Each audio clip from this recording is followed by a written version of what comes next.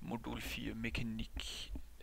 Vi har med potentiel energi at gøre og kinetisk energi at gøre. E-pot er potentiel energi og opstår, når et objekt løftes. Den energi omdannes til E-ki, når objektet falder.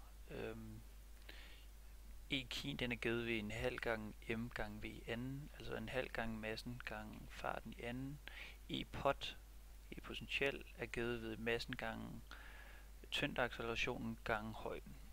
I det her tilfælde, der kan vi styre massen her, og det her det er så rampen, altså så er vi mængden, ligesom højden, den sætter vi her.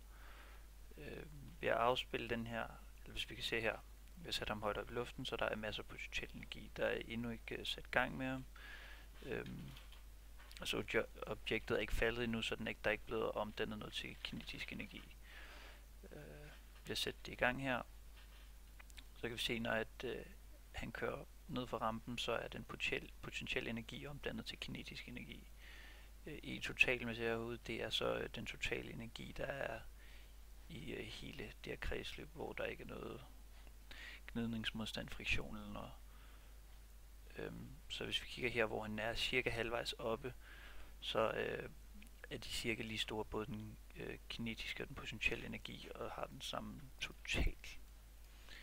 Jamen, det var for det en gang.